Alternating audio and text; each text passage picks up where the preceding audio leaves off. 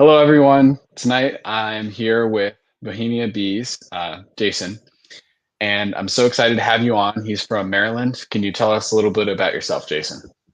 Sure. Appreciate the opportunity to coming on and visiting with your audience and those that may be jumping in that know me, maybe. So it's exciting to be here and talk a little bit about beekeeping. I love talking about bees. My whole family sometimes gets bored when I talk about bees, as I'm sure yours does. So finding someone who likes to talk about bees and an audience that likes to talk about bees is fun. So yeah, how, I guess how did I get started in beekeeping? What was your question again? I'm sorry, I just get Yeah, distracted again. yeah. So how did you get started in beekeeping? Yeah, so I've been doing beekeeping or bees actively since 2015. I really did a lot of research before I got into it. So I didn't. I stumbled on it actually through watching a Kickstarter campaign. I don't know if you're familiar with Kickstarter, and I'm sure you're familiar with the Flow Hive, right? I Oh think yeah, you're not the we in the only one beekeeping who's said that. community. Yep. Yeah, So I stumbled on that, and I thought I have some acreage of land, and I've always felt it was interesting and intriguing to me keeping bees, but I knew nothing about it at the time. So I got that Kickstarter campaign, and I bought the unit, and I got it at my house, and I thought, well, how the heck do I get bees now? And I started yeah, to research and figure out how to do that. And naturally, as anyone would tell you as a new beekeeper, get a package of bees. And so I did. I got bees shipped to me in the mail, and I installed them. And I think it's funny because I remember my first day with bees. I was dressed up like I was going to Chernobyl. Like I was duct taping the every seam. I had gloves, I had gear, I had everything. Just I was nervous as heck to touch these thousands of stinging bugs and put them in a box. But it was so intriguing to me that I just had to do it. I installed those bees, and that first year, it was really a learning experience for me and growing too, because I grew pretty fast that first year through catching swarms and buying another nuke or two from others. I had found mentors at the time, so I was very fortunate enough to grow to probably about 8 or 10 hives by the end of my first year, which is uncommon. Most 2 or 3 hives, and that's where they're at. My mentor, who Mike Brown, who's in Elkton, Maryland, who he Mhm. doesn't keep bees. I think he has a few hives left, but he doesn't really actively do bees as he did before. But he always told me that look, it's that you have to look at bees as livestock. We all want to save the bees. We all want to make sure that we keep and almost coddle those bees through winter and make sure that they're fed and make sure they've got everything they need to survive like a pet. Yeah, But if you look at bees more like livestock and realize that volume is your key to success, and I took that to heart. So I literally, he gave me a goal that first year and said, I want you to go into winter with 4 or 5 big hives and 4 or 5 nukes. And I did, and I came out of winter with very low losses, and that jump started me into almost doubling the apiary, and then the next year doubling it again. And I did have a year where I lost a significant amount through a fault of my own, things that I was doing and not doing right. But yeah. over time, you just grew to volume, and now I manage anywhere from, like I said, around from 95 to 100 some odd bee colonies. Yeah, Wow. in less than 8 years. Yeah, yeah. It can happen fast. It's Mhm. it's just so exciting. Earlier you talked about how your family may get a little bit tired of you talking about it. I found maybe similar problems after a while. They only can take so much. Yeah, I think it's just the fascination that we share in common. I mean, when you get around a group of people that have a hobby that's so unique, like that, really any hobby. I mean, if you're into, Yeah, I have another passion for hot rods, and when I go to a show with hot rods, to just be able to spend time sitting around talking about different things in the yeah, hobby is it to be around people that have a common interest. It's frustrating for me, and that's why I love talking about it. And my family does support. Believe me, my wife and 2 kids, they're supportive of it. I don't know that my wife and 2 kids will be jump at the chance to dig into a beehive and inspect it, and like I do, I love that every moment that I can do that.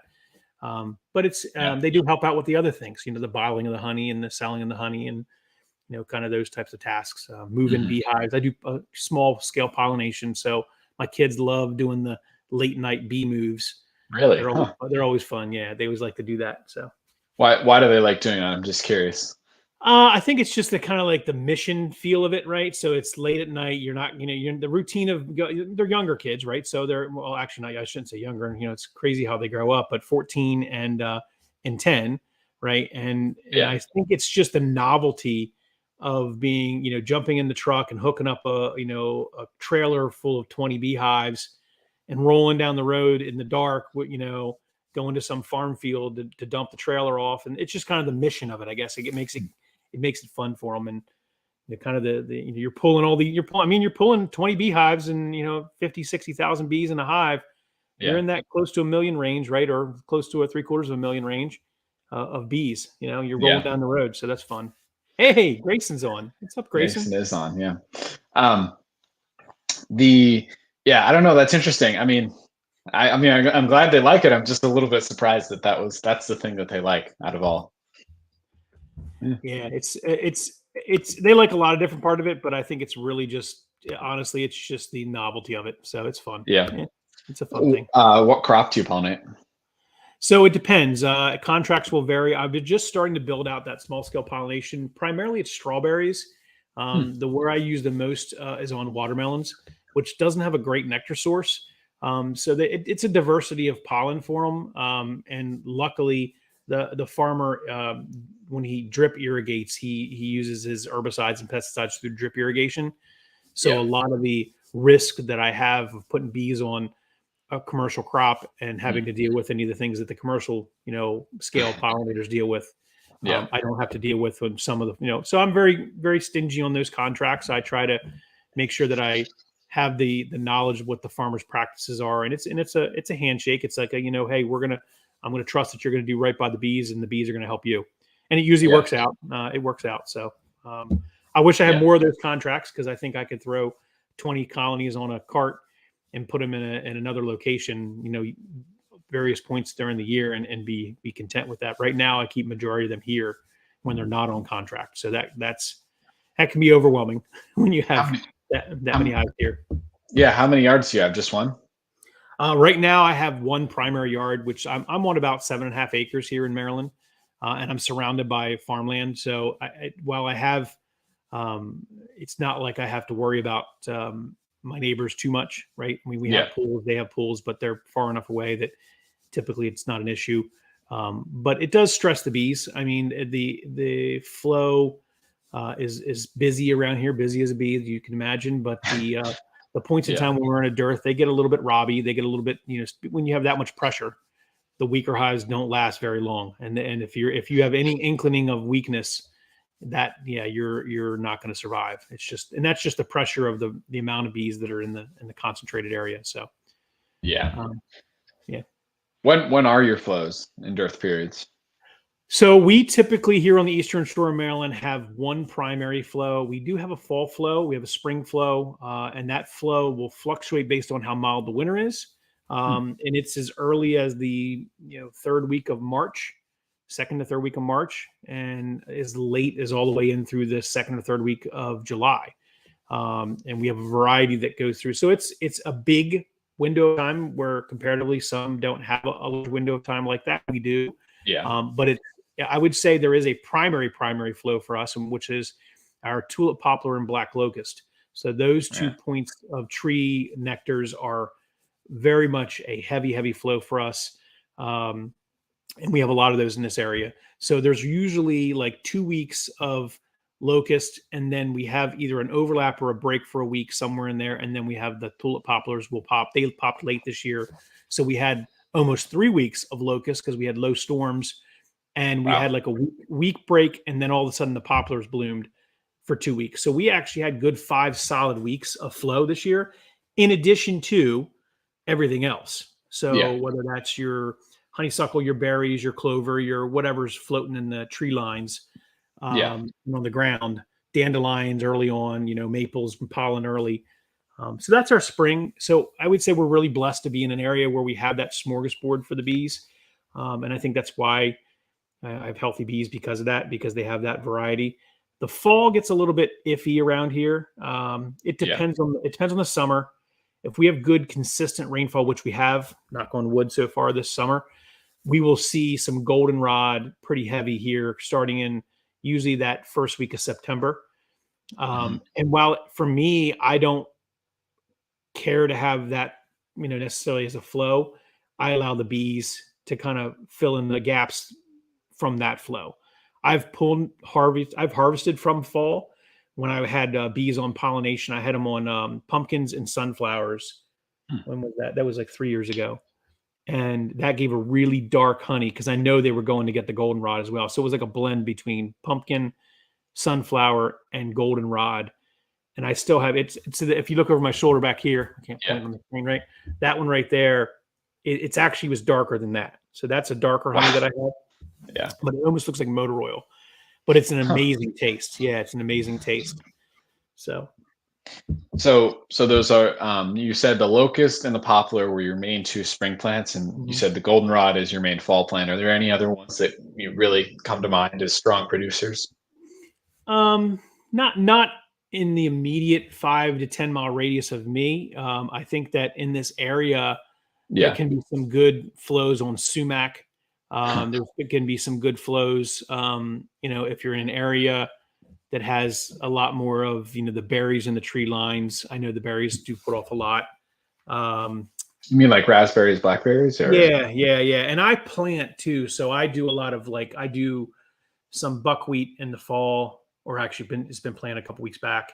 So that yeah, should be blooming here in the next few weeks. I do subsidize or put alternatives out for them, and that they do work them. Hairy vetch I'll put out. There's some cover crop programs in Maryland early spring for sweet yeah. clover and hairy vetch that help get them through the spring. So hey, Flower Street, how are you? Yeah. I mean, you're right about your flow. I mean, that's pretty special. Mhm. Here in Maine, we get some honey during May.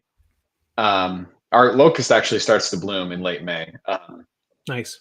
It's weird because I never noticed locust trees before, and then once I saw them this spring when they were You blooming, can't now unsee I them now. I see Yep. them absolutely I everywhere. know. I was at It's the same EAS way. last week, Yep. and my mom's like, "You're obsessed," because I kept just pointing out like, "There's a locust, Yep. there's a locust, there's a locust," just It, everywhere. you're absolutely right. And I was the same way before I Yeah, started keeping bees. I probably only, I know dandelions, the basic clover and yeah, things like that. But you'll find that as you start to research and learn about the flows and the floral in your area, and you start to learn about all the various pieces and parts, the things you take for granted, you start to focus in on. My kids, yeah, it's funny, as soon as they see the first sign of goldenrod, my son, I think this was 2 or 3 years ago, he would be like, Dad, look, goldenrod. That's the last honey source for our bees. And it was like this little fact out coming out of the back seat of the car that he was so proud of, and everybody else just looks at it as ragweed and doesn't even think that it's of any value to anything other than a weed on the yeah, side of the road. And they don't realize how valuable it is to the pollinators. It's the last nectar source before yeah, the winter hits. So it's yeah. important. So yeah, In some places, yeah. yeah. Up Some places, here, it's like 50-50. We even get it. and that's yeah, and that's interesting you say that because around here we get goldenrod, we get a nectar rich goldenrod, and we get a non-nectar rich goldenrod. There's different Yeah, variations. And it depends on the year. It depends on what blooms. And you might see a whole field of yellow on the side of the road, like, oh, look at all yeah, that goldenrod, and it's non-nectar rich. They may be working the pollen on it, or maybe getting something out of it, yeah, but it doesn't mean it's valuable to them. So yeah, it's all hit or miss, and really depends on the area you're in and the different things that are available. So yeah. yeah. It's still pretty amazing though, because it blooms here starting around the 4th of July, Hmm. and then it blooms all the way till close to the October. Okay. So it's really a long crop. And what the beekeepers told me in bee class was the early goldenrod doesn't make nectar, the late goldenrod Mhm. does. And so they would say it would start around the 15th, but Yep. I've never had a flow till beginning of September. And last year was the kind of the exception and not the rule. Like it, if it goes on an every other year cycle, last year should have been a honey flow. And we Hmm. did get some nectar, but it was like a little bit, like maybe 20, 30 pounds. Whereas the two flows before was like store 100 pounds or 120 pounds, just like Hmm. cram every cell left in the hive, fill it with honey. Yeah. So it's interesting. It's different, yeah. Every year, Yeah. year to year, it's different. That's why I talk about the honey, and I say earlier when I was talking about just how people don't realize what goes into it, even from a bee's perspective, and how different that jar of honey, those back, I can never point right. This side. There we go. That's that, yeah. The jars of honey behind me back here, and even the ones behind my head, of all the ones I've collected from various beekeepers across the country, every jar of honey, even my honey here, is different from season to season, year to year. And that's the cool part about it. I mean, people need to appreciate the various variations, really, of, and it depends on when you harvest. If you harvest late, harvest early. If you blend it, if you don't blend it, you pull it and put it back out. It's so cool. I just love it. It's like it's like it's an art form. So unlimited types of honey, and like I have a buddy from Cape Cod, and he loves talking about. Have you heard of clethra? What is it? Clethra. I have not. It's also known as sweet pepper bush. Okay, I've heard of that. Yeah. So he lives in the bogs near Cape Cod, and he just he just loves it because it doesn't crystallize. Like, he had it for over a year and it didn't crystallize. So we all have those certain plants. Like, I have a lot of knotweed around here. Have you heard of that? I'm assuming. Yep, knotweed. I've heard knotweed. Yeah. Yep. Yeah. So we have a lot of it. Well, not at my house. You're talking about how around you there could be some different flows, but directly where at my yards I haven't got any knotweed. But I'm gonna move my bees to the town over, which all of West Bath, like just the entire roadside, everywhere, just covered in knotweed. I mean, and so it's completely red. Makes like red honey. So I'm going to bring in the bees soon, but they probably won't be big enough to make a significant amount. But it'll be interesting to see like how even the little colonies fare as far as collecting some of it. We'll see. A lot of it has to do with rainfall. I mean, I've learned that over the years, is that rain is honey. I mean, rain is nectar is honey. That's how I say it. If it don't rain, you don't have nectar. If it doesn't have nectar, you don't have honey. And so that's the key of it. I mean, you really learn that when you look at, like, for example, what honeydew is. We have the spotted lanternfly here in PA. I don't know if you guys have that or above me in PA. So spotted lanternfly is a invasive species of pest that's coming from China, that it's really started out in somewhere in, I guess it would be Midwestern Pennsylvania. I don't know exactly where. Yeah. And there's no natural predators. So for the last 3 or 4 years, they've gotten worse and worse. And what they do is when they get to the adult stage, they tap into the thinner bark trees, and they'll just drink up the nectar, which is really just the sap or the nectar, the water that's being pulled up through the veins of the tree, much like a flower would produce. And they engorge on it until they get to a big enough, they fill their bellies, and then whatever's extra from that'll basically excrete out on the ground, and that's called honeydew.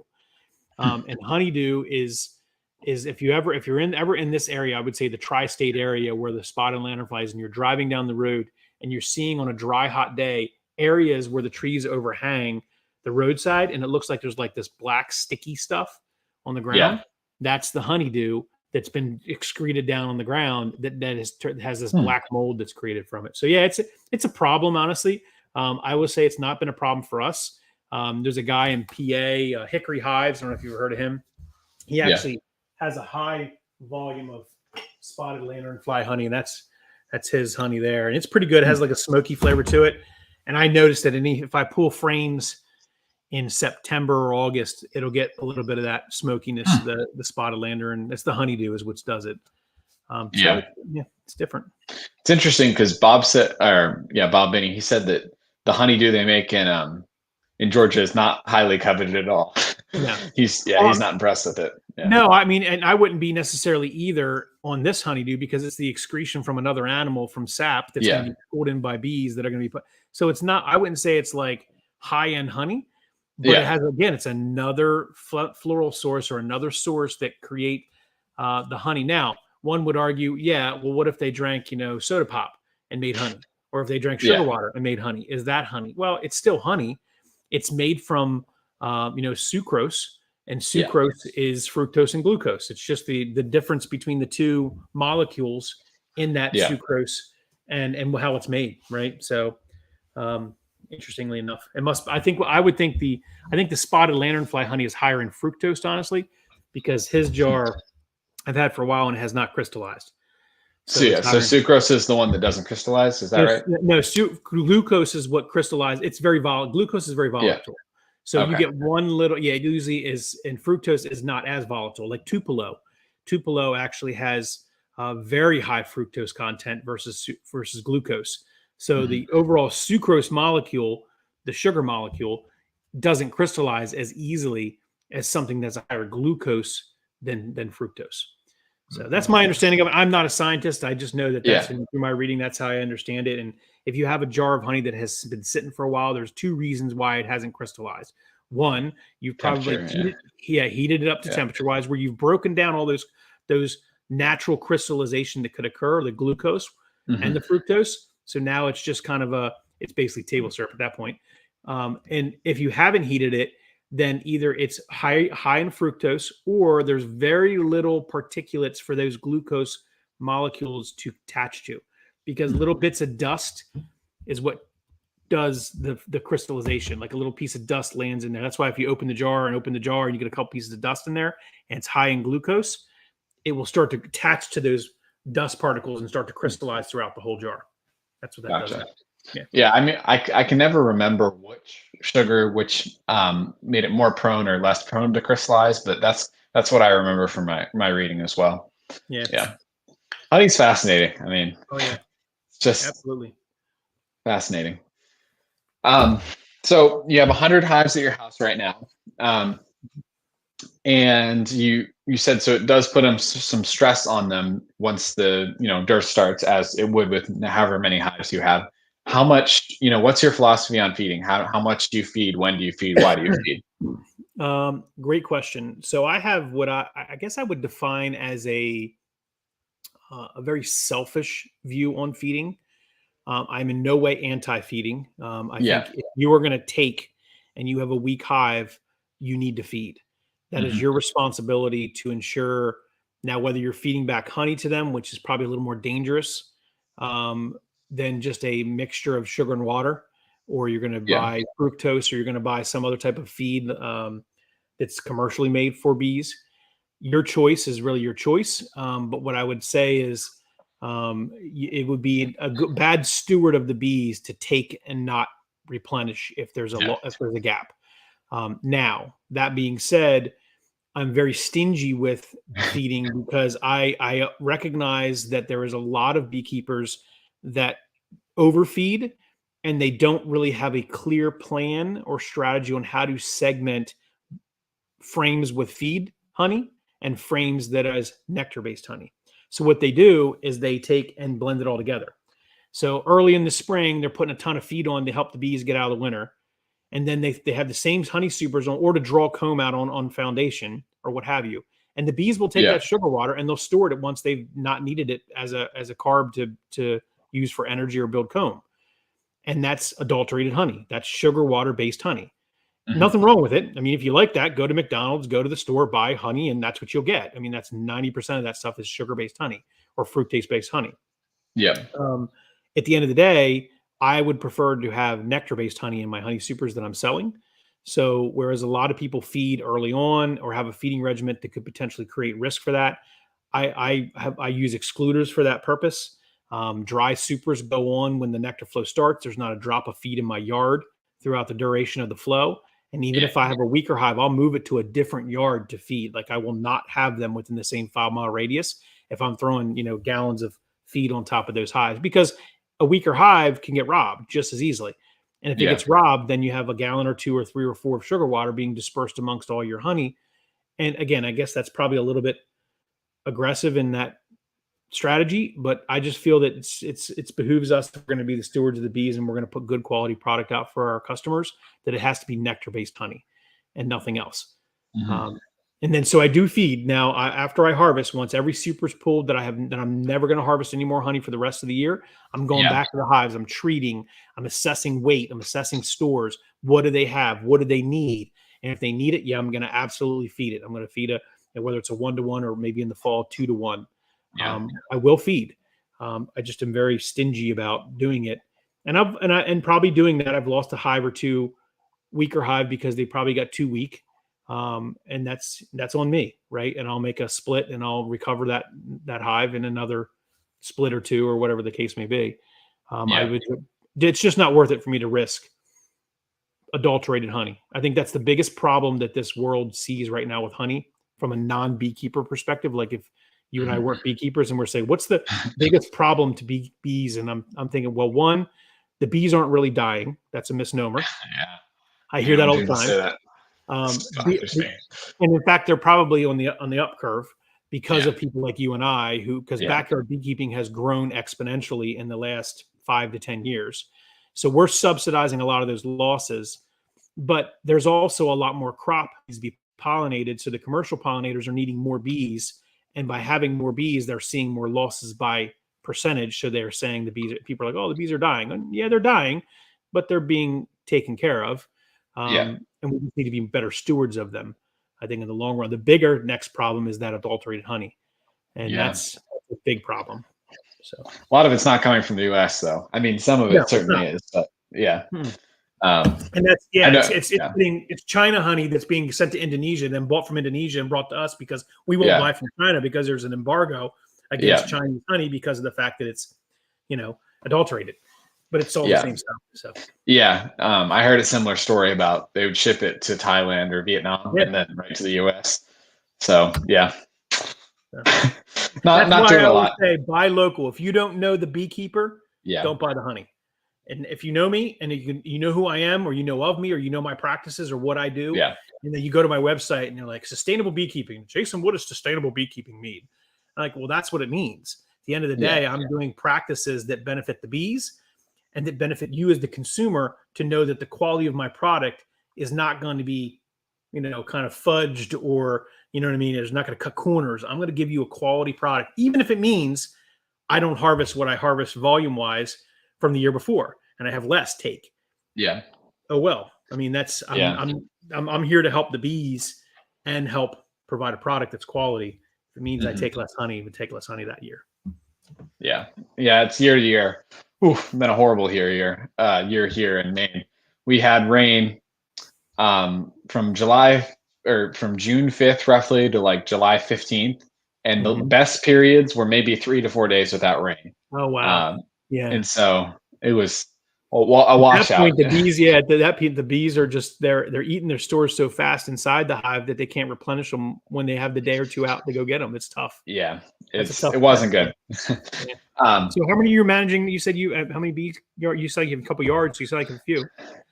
Yeah, so I got 20 full-size colonies, and then I've got about 15-ish nukes that were mating queens, and I'm gonna sell off some queens and combine them. My goal was like 25 hives, 5 nukes. Not sure if I have enough bees to make that happen, but we'll see. I think you have a good strategy. I mean, if you have that's what my mentor told me. Have a mix. Go into winter with nukes and with big hives. You don't know what you're going to deal with in that winter, and usually they weather differently. They winter differently, however you say it. Yeah. So might as well have redundancy. Yeah. Do you run singles? I do run singles. That doesn't mean I don't always run singles. Do I have scenarios where I have double deeps? Absolutely. Do I let them overwinter double deep? Occasionally, but not typically.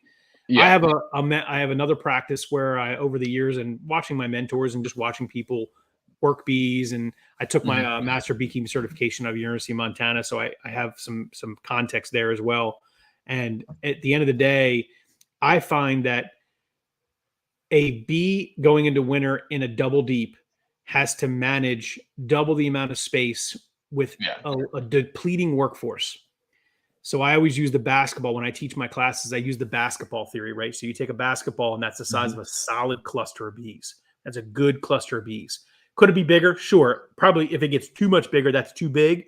And there would swarm in that scenario anyway, or they would not have enough resources to support that many bees. But a good basketball size cluster is a good cluster. And if you take a deep box and you drop a basketball in that deep box, you'll say, okay, I see how much room that basketball takes up in a single deep, right? Yeah. Or 2 mediums or 3 mediums, whatever your purview is, right? But it's traditional deep Langstroth. And by having that basketball cluster in that size, they're not going to move like this to go get more honey during the winter. They're going to go like this, right? And if they get to the point where they eat all the stores here, and there's all these stores up here they can't get to, they won't leave the brood's nest. So that basketball is smaller, and now it's a soccer ball, right? Now it's a grapefruit. Now it's even smaller, and now it's even further away from the honey, and that's a recipe for disaster. Then if you introduce mite loads into that and other elements, and and So, moisture. It's yeah. it's a recipe to kill a hive. So I've used single deeps for that reason in winter, and I'll tell you, I love double nukes as well. So Hmm. 5/5. Yeah. So basically That a to me single. is, Yeah. yeah, that's like, and that's the holy grail in beekeeping. I mean, that's like the 4/4 Palmer uses, and that Yeah. it's just the that to me is if you can go into winter with a bunch of single deeps, solid single deeps, and some 5/5s, you're going to do pretty well coming out of winter. So Yeah. that's just my philosophy. Assuming you did all the right things in the summer too. Yeah. Absolutely, yeah. But Yeah. there's no guarantee. You have to do some work into it, Yeah. but For sure. mhm. Yeah. I run all singles as well. I mean, occasionally I'll have a double, but um, in my B class, they told us that you only single deeps or only double deeps would work, and you'd never be able to overwinter a single colony in a single deep. And Mhm. a few years later, I'm watching Ian Stepler or Mhm. some of those other beekeepers came and run singles Mhm. for the honey flow. I just realized that I wanted to try it. I did, and I had no problems. Like one of my friends who lives 8 minutes down the road from me, and her strongest hive, not this spring, but the spring before, was an 8 frame single deep coming out of winter. I mean, just absolutely exploded. Yeah. There you go. Yeah. Now you have to keep on a single Oh versus yeah. a double It's because more it's work. swarming. But it's no different than if you're in your hive 7 to 10 days anyway for the most of the time, Yeah. then you're in them. If you're being cognizant of what's happening in the hive, looking at bee volume, looking at stores, looking at all those Hmm. things, you can mitigate those issues. Now, will your hive still swarm? Occasionally, you get a couple swarms here and there. As long as you got the right, put some swarm traps out in your apiary, right? Be Yeah. cognizant that if you see a swarm, great, that's a natural split. Shake it into a box. Now you got two hives, right? So Yeah. I look at it as not a negative that I get occasionally 2 or 3 swarms a year out of my 100 hives, right? Yeah. I look at it as a positive, and as well as just something that's naturally that occurs within bees, and so that's how I mean it's just a little different, but that's Yeah. how Yeah. And it happens for beekeepers who have doubles still lose swarms too. absolutely, yeah. Um, yeah. And I, I actually, um, I actually don't think I've lost a swarm because I check my hives every 7 days or whatever for the Mhm. past 5 years. So Nice, is it possible that one or two have swarmed? Maybe, but very, very few. And I've never actually yeah. seen or caught one yet.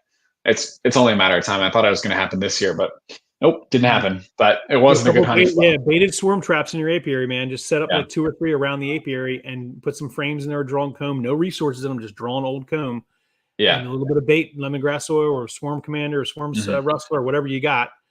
Put it in there, and I will tell you, you are going to find that you'll get a swarm or two that'll check it out. The cool thing is, I like double deeps for the purpose of making bees.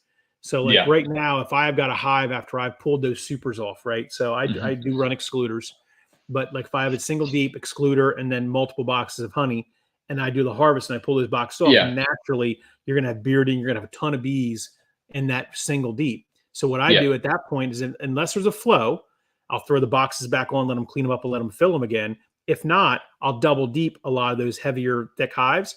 And what happens is, without the excluder, now she's going to lay up in two deeps, and then I can easily just go take the top deep off, equalize it, put the queen in where I'm taking her, leave it there, let all those bees that are going to return back in a heavy bee volume make a new queen, or I made it, or I get a queen mated, or whatever case be, put yeah, a queen in, and I'm making bees, and I'm not, that's redundancy. That's not one hive double deep going into winter. That's two hives going into winter. yeah. So, Do you have to feed to get that comb drawn in the upper box, or is it drawn comb that you're giving them? I will typically put drawn comb in. Yeah, Yeah, I mean, I have naturally, I try to cycle comb out. I mean, I'm only doing this for 8 years, so I don't have anything over 8 years old. yeah, Older comb I'll cycle out, but after 3 to 5 years, people say that's probably best to cycle it out. So I have a ton of drawn comb just over the yeah, years, and I'm smart with comb, right? So in the spring, when I know the flow's heavy, I'm checkerboarding foundation in frames in colonies that are not big enough to need all that drawn comb because they're going to draw it because the flow's going on, right? yeah, And I could use that in a split, right? Or for example, if you catch a swarm, I tell people when you catch a swarm, throw a frame of brood, capped brood or brood in the middle, a yeah, frame of drawn comb with nothing in it, just empty drawn comb, and the rest is all foundation. Because those yeah, bees, when they swarm, they fill their bellies up and they're going to want to build comb fast. So you could get an entire, 8 frames of foundation In a week, drawn within like a 2 week, weeks. Yeah. within a week or 2 weeks. Yeah, it's great. So use that strategy there, and you lock them in when you've got a queen, which typically a swarm you do, when you got food because they come with it, and brood, queen, food, brood. That's how you lock a swarm. I've never lost a swarm, knock on wood, in my entire life that I've shaken in a box. Throw in a frame of brood, empty comb, and let them roll. Yeah. What I've heard about swarms leaving is have you read The Honeybee Democracy? Oh Have you yeah, heard of with that one? Sealy. Yep. Yeah. Yeah. I think that the reason why people lose swarms is they have already predetermined a location and they're about to leave, and then someone catches them. And so when they move them into that new box, if it's in the same yard, that's why people say move them 3 miles, 4 miles. They'll Yeah. be like, okay, we can still go to where we want. And then they party on out of there. Bye. But remember when a hive is broodless and there's Yeah. that pheromone does not exist and they've entered into a cavity, whether there's drone comb or not, they've already politicked, according to Dr. Seeley, they've Yeah. politicked for that location already and won.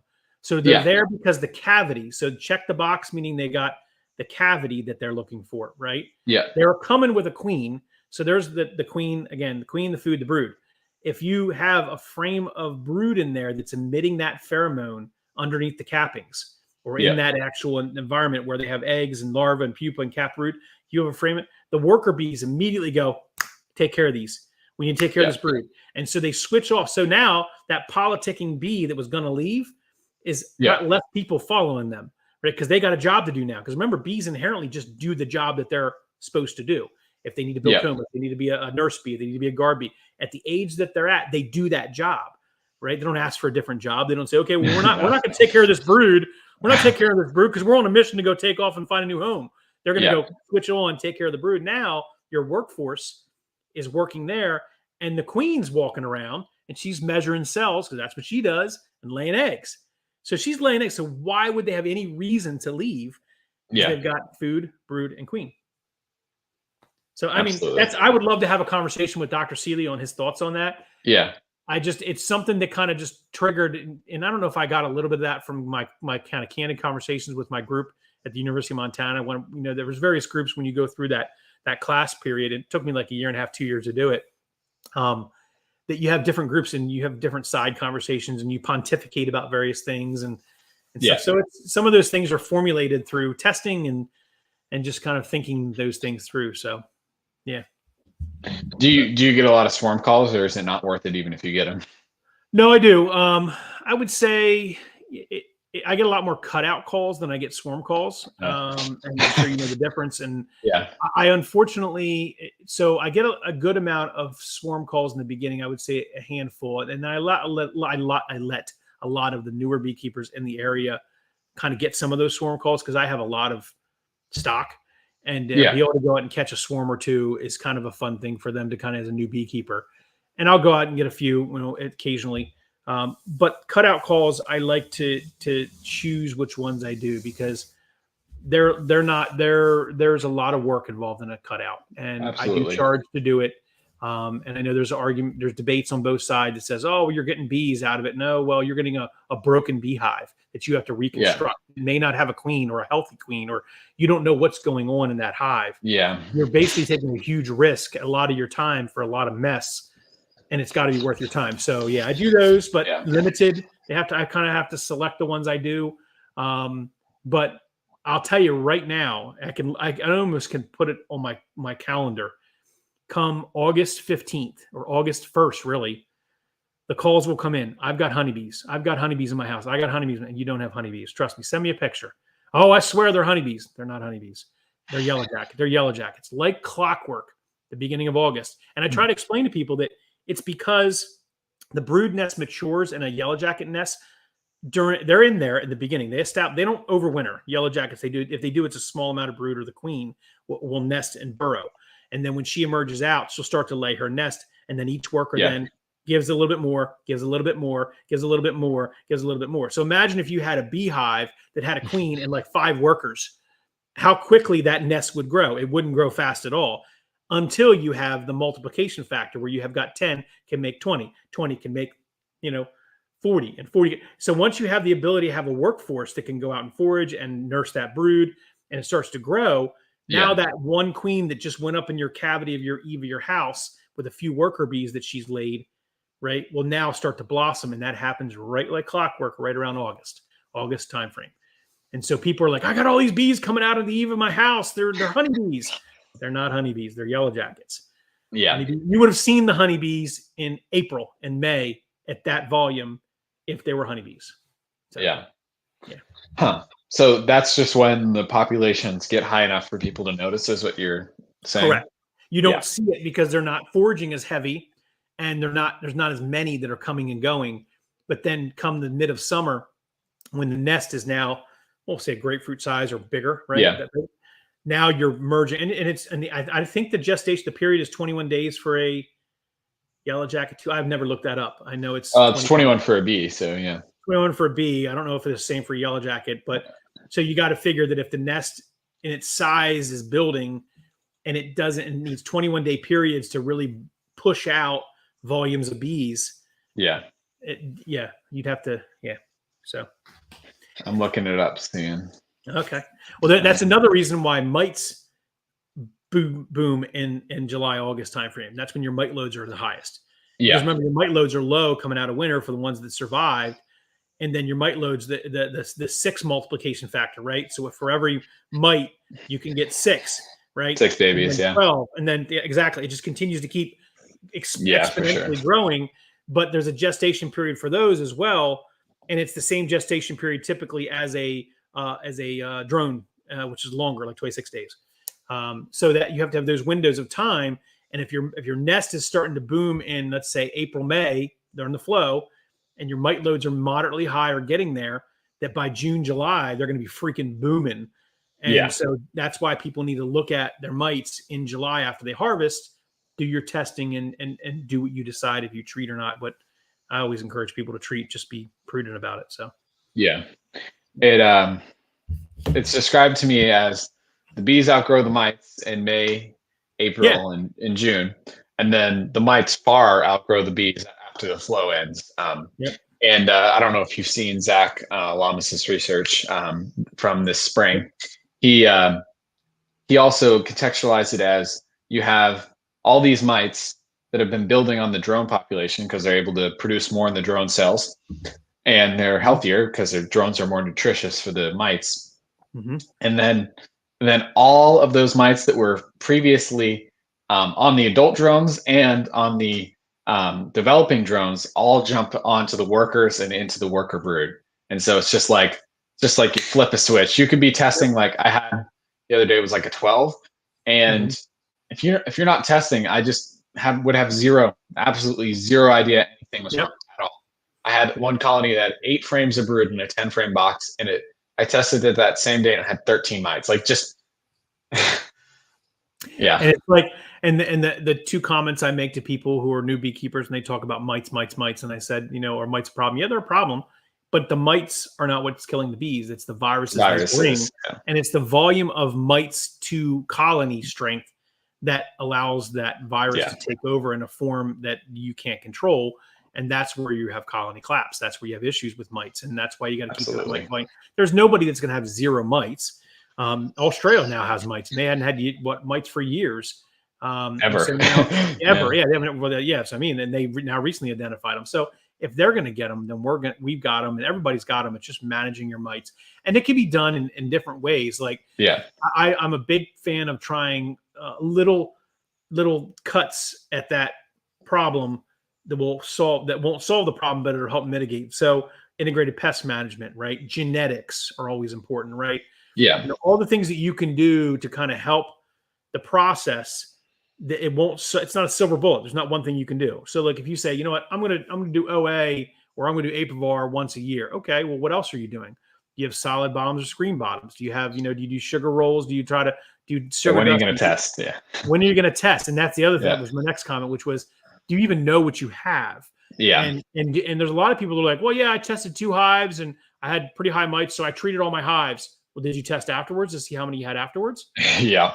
No, they didn't. That was a kicker. They're like, wait a minute. Well, you test to know what you had, then you treat, and then you test to see what you have now. And if you still have high mite loads, treat again, right? It's like you have to kind of get that in the mindset.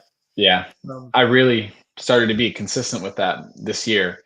I mhm. tested a 6 on a hive, put it in Formic Pro on a Tuesday, came back 2 weeks later, tested them again, still a 6. So I was like, back to the drawing board.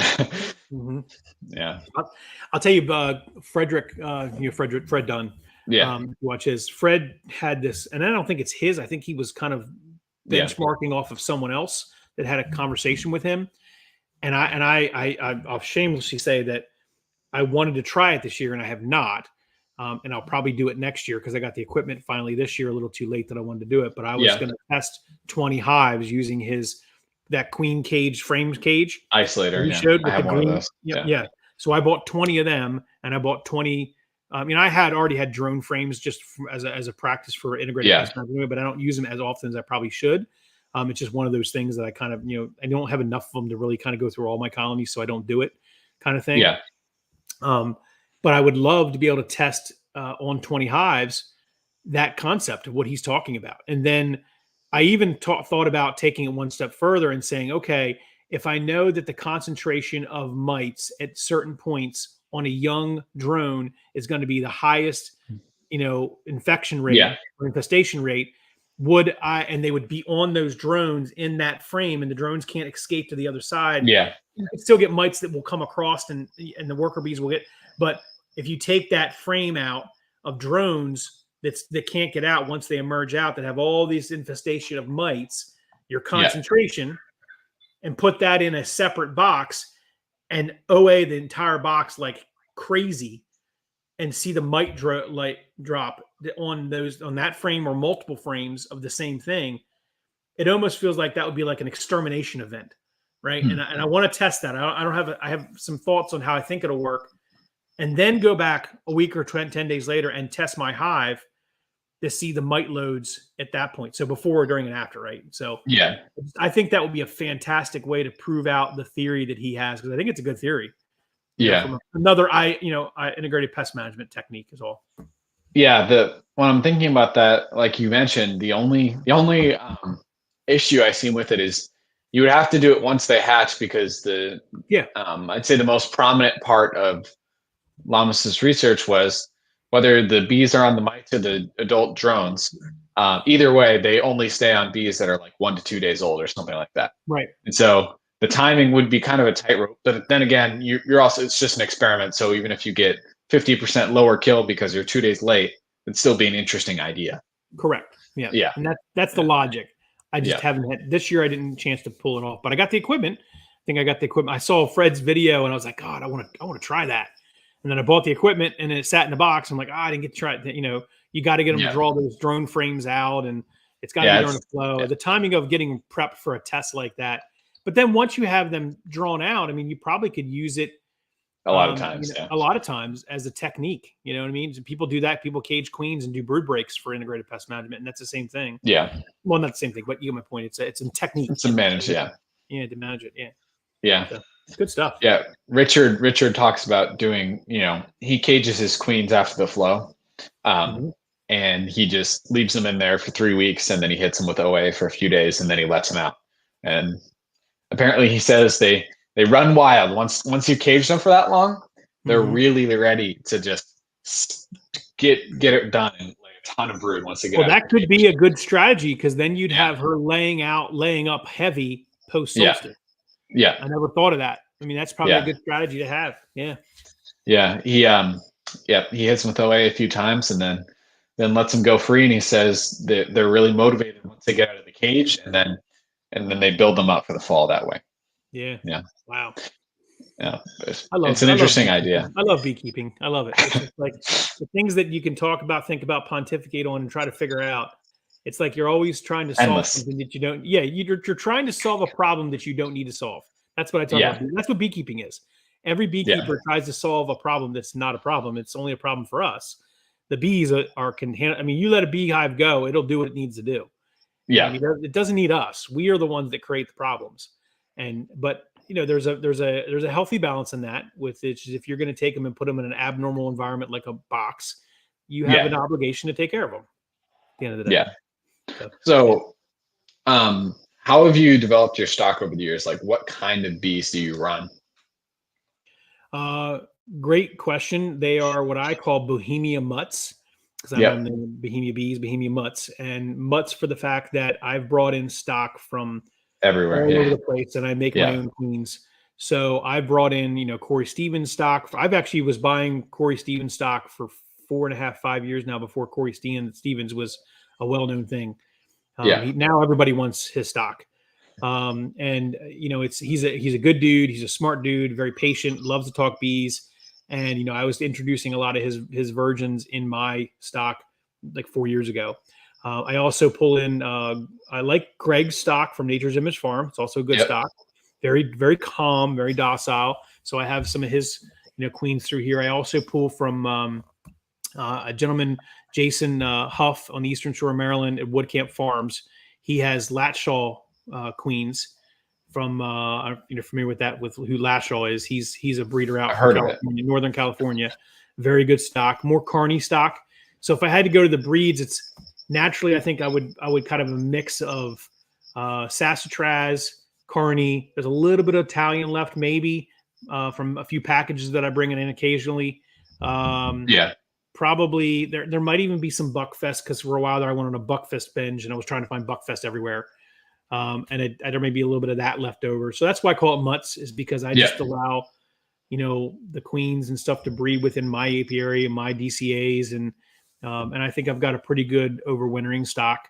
So I'm very happy with the quality bees. I would love to see a little bit more of the VSH behavior in a tested format. Yeah. I don't do a lot of that. I don't do a lot of the assays on testing for VSH. I don't do that. I wish I could. I just don't have the ability to do it or the means or the.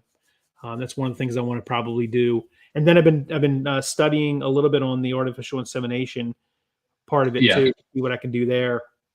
I think there's a benefit to that, and then there's also Time. expense and time I think comes into it. But yeah, it's another thing that I've been looking at. But it's neat. It's a neat. That's kind of the mix I have here, though. Bohemia mutts. There's a reason why I wrote hybrid breeds, because it really annoys me when people are like, "Yep, I have 100% Italian and 100% Carniolan." Like, no, you don't. Like, No. unless they're artificially inseminated, like they're just all mutts. And this is 100% clover honey too, right? Yeah.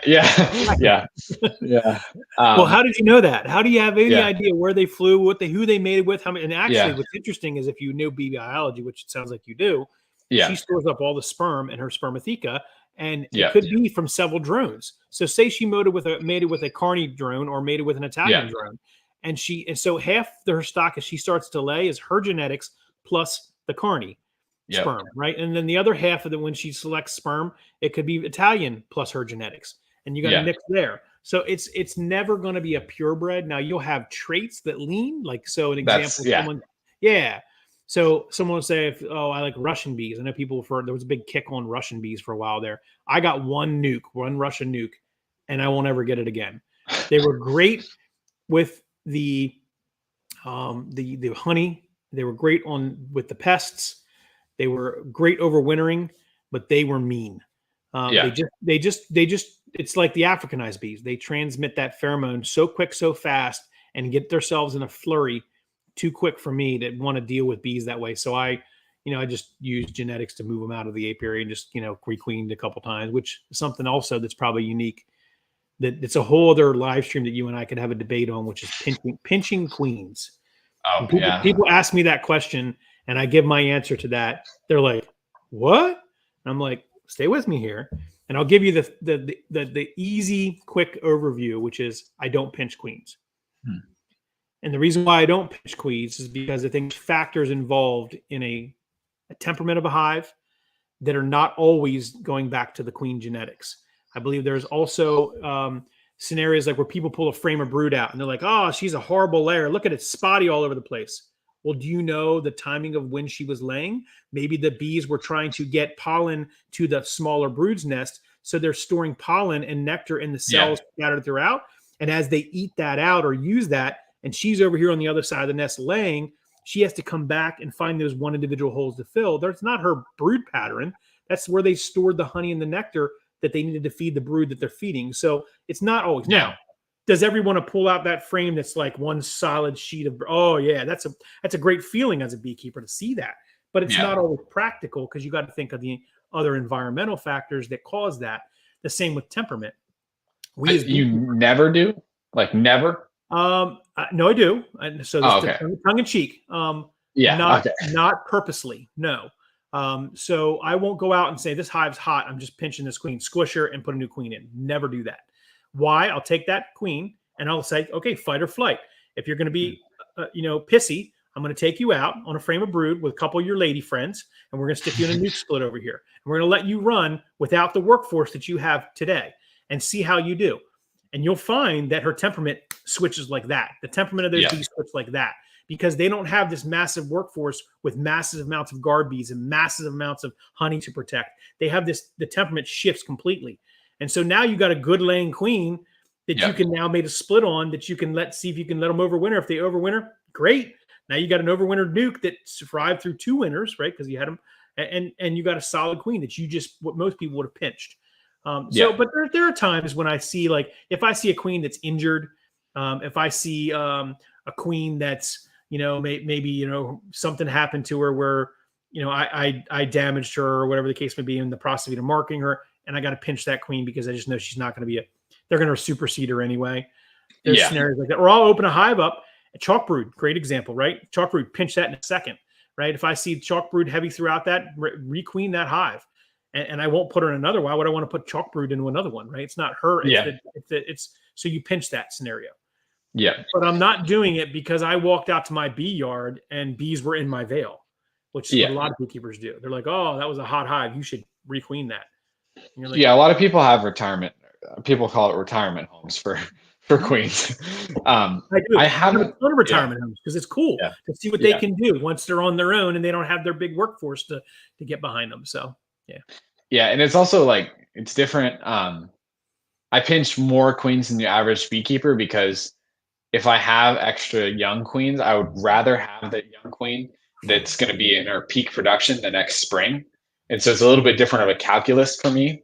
But like the main reason why I pinch queens is just the like when you get the drone laying pattern, which you also have to look at all the factors. Was that hive a laying worker at some point? If yes, then that's not necessarily her. There's a lot of factors, but the answer is always in beekeeping. I like to say this: give it a few weeks. Patience is always important. Yeah. Give her time. Give it time. Give the hive time. Give her time to recover. So, I would challenge you that the minute you were, and a lot of times it's okay to your point, you want to keep young queens. Nothing wrong with that, right? Yeah. I would not begrudge you because you decided to pinch a queen because you want 20 hives with young queens in them. That's that's your choice. Now, what if it was me? Next time you do that, take your queens, put them in a cage, put them in a box, ship them to Warwick, Maryland, and I'll take them off your hands. Don't pinch them, and I'll put them in 20 splits, and I'll see how they do here. I've actually done that. I've had a guy who called me. He was convinced his hive was the meanest queen hive that he's ever had. He said, they're so mean. They're so mean. I said, okay. He said, can I buy a queen from you? And I said, when I asked him through the variation, said, what are you doing here? What are you doing that? And I tried to get him to understand that just by dropping a brand new queen in is not going to solve his problem. There may be other things that he needs to look at. And he was so convinced. He said, I just want to buy a queen. Can you not sell a queen? I said, no, absolutely. I said, why don't we do this? I'm not going to sell you a queen. I'm going to give you a queen. You're going to give me your queen, and you're going to take my queen, and you're going to requeen your hive, do what you wanted to do, right? I won't make any money off it, but I'm going to take your queen, I'm going to put her in a split. And then we're going to watch her. She overwintered last year. She's a great queen, and she's still there. Right? Yeah. Now, did he need a new queen? Does he have a thriving hive? Sure. And is it not a hot hive anymore? I'm not sure. I have to follow up to see if it's hot this year or not this time of year, because this is the time of year it was. Yeah. But it was an environmental factor maybe that he was dealing with, right? Yeah. And that's the other back to the double deep scenario, right? If you walk up to a single deep or a nuke, the demeanor on a nuke and a single deep is going to be significantly different than on a double deep or a double deep with multiple supers. Why? Because it's the volume of guard bees per workforce. Because remember, bees' jobs are based on their age. Yeah. So if you're 13 days old, I think it's 13 or 20. I forget. I think it's 13 or 12 is when they start making wax. Maybe it's 20 days. I think it is. I have to look at it. is when you can become a guard bee. Is when the bees Yeah. migrate and mature into a guard bee status. If you have a booming population that matures to the age of a guard bee, they're not quite a Yeah. forager. They're not quite a nurse bee and what they were before. There's not any comb to build. What are all those bees going to do? They're all going to be guard bees. So you're going to have an angry hive because they're all looking to guard the entrance. And when you come and you break in that hive and you start breaking frames around, you're pissing them off. So now you only have, you don't have 10 or 15 bees that are looking at you. You have 50. And it's just, it's knowing that helps you understand it differently. Yeah. How I evaluate queens is I'm not happy with her. I go in, I check the mite count. If there's an issue, treat for mites, come back, test. If that's solved, then I'm feeding them pollen patties and sugar water. And that's kind of when I think, okay, is it really the queen at this point? That's kind of my process for evaluating them. Yeah.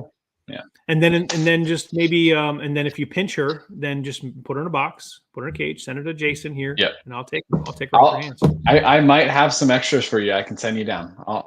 I never have enough queens, man. I can make a split in 24 hours and have a bees ready to, be taking that. I'll make a little 5-frame nukes for going into winter off bees that you send down, and I'll tell you how good those overwintered queens are. I'll keep you in mind. All right. Well, I'm really glad that I have you on tonight, Jason. Where can people find you? BohemiaBees.com. That's my website. And from there's little links that take you to the social medias. But really, if you go out to any of the social medias, so if you go out to like YouTube, Facebook, TikTok, Twitter, or X, whatever the hell they're calling it nowadays. If you go to any of those platforms and you type in Bohemia Bees, and so as you see in the name right below me, just put together Bohemia Bees, you'll find me. You'll find my content, whatever is applicable for you. You'll find the store on the website. And I'm in Warwick, Maryland, so it's a very small town. If you're ever in Warwick, Maryland, just somehow reach out to me ahead of time. Make sure I'm here. I'd be happy to give people a tour or talk bees. So. All right. Thank you, Jason. Hope everyone has a good night, and see you next time. Bye. Thanks a lot. Appreciate it.